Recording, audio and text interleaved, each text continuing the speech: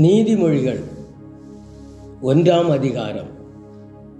தாவீதின் குமாரனும் இஸ்ரவேலின் ராஜாவுமாகிய சாலொமோனின் நீதிமொழிகள்.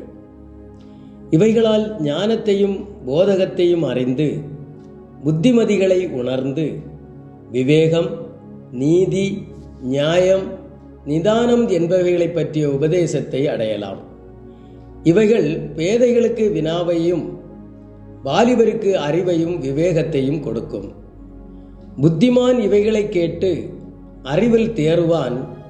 விவேகி நல்லாலோசனைகளை அடைந்து நீதிமொழியையும் அதன் அர்த்தத்தையும் ஞானிகளின் வாக்கியங்களையும் அவர்கள் உரைத்த புதை பொருட்களையும் அறிந்து கொள்வான்.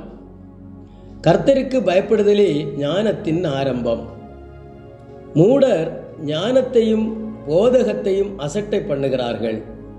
என் மகனே, உன் தகப்பன் புத்தியை கேள், உன் தாயின் போதகத்தை தள்ளாதே. அவைகள் உன் சிரசுக்கு அலங்காரமான முடியும், உன் கழுத்துக்கு சரப்பணியுமாயிருக்கும். என் மகனே, பாவிகள் உனக்கு நயங்காட்டினாலும் நீ சம்மதியாதே.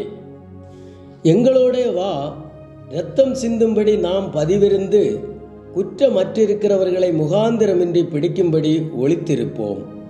பாதாளம் விழுங்குவது போல் நாம் அவர்களை உயிரோடே விழுங்குவோம். குழியில் இறங்குகிறவர்கள் விழுங்கப்படுவது போல் அவர்களை முழுமையும் விழுங்குவோம். விலை உயர்ந்த சகலவித பொருட்களையும் கண்டடைவோம். கொள்ளை பொருளினால் நம்முடைய வீடுகளை நிரப்புவோம். எங்களோட பங்காளியாயிரு, நம் எல்லாருக்கும் ஒரே பை இருக்கும் என்று அவர்கள் சொல்வார்களாகில், என் மகனே, நீ அவர்களோட வழி நடவாமல் உன் காலை அவர்கள் பாதைக்கு விலக்குவாயாக. அவர்கள் கால்கள் தீங்கு செய்ய ஓடி இரத்தம் சிந்த தீவிரிக்கிறது. எவ்வகையான பட்சியானாலும் சரி, அதன் கண்களுக்கு முன்பாக வலையை விரிப்பது விருதா. இவர்களோ தங்கள் இரத்தத்திற்கே பதிவிருக்கிறார்கள், தங்கள் பிராணனுக்கே ஒளி வைத்திருக்கிறார்கள். பொருளாசையுள்ள எல்லாருடைய வழியும் இதுவே, இது தன்னுடையவர்களின் உயிரை வாங்கும். ஞானமானது வெளியே நின்று கூப்பிடுகிறது, வீதிகளில் சத்தமிடுகிறது. அது சந்தடியுள்ள தெருக்களின் சந்தியிலும் ஒலிவமுக வாசலிலும் நின்று கூப்பிட்டு பட்டணத்தில் தன் வார்த்தைகளை வசனித்து சொல்லுகிறது. பேதைகளே, நீங்கள் பேதமையை விரும்புவதும், நிந்தனைக்காரரே, நீங்கள் நிந்தனையில் பிரியப்படுவதும், மதியினரே, நீங்கள் ஞானத்தை வெறுப்பதும் எதுவரைக்கும் இருக்கும்?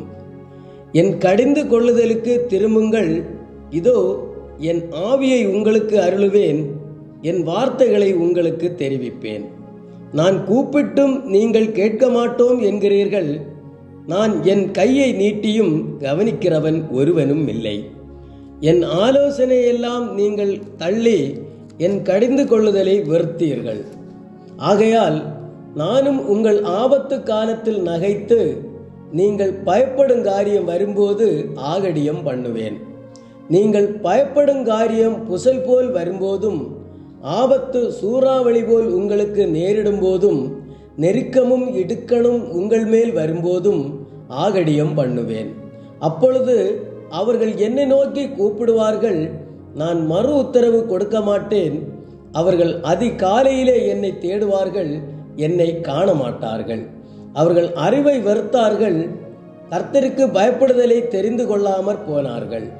என் ஆலோசனை அவர்கள் விரும்பவில்லை, என் கடிந்து கொள்ளுதலை எல்லாம் அசட்டை பண்ணினார்கள். ஆகையால் அவர்கள் தங்கள் வழியின் பலனை புசிப்பார்கள், தங்கள் யோசனைகளினால் திருப்தி அடைவார்கள். பேதைகளின் மாறுபாடு அவர்களை கொல்லும், மூடரின் நிர்விசாரம் அவர்களை அழிக்கும். எனக்கு செவி கொடுக்கிறவன் எவனோ அவன் விக்கினமின்றி வாசம் பண்ணி ஆபத்திற்கு பயப்படாமல் அமைதியாயிருப்பான்.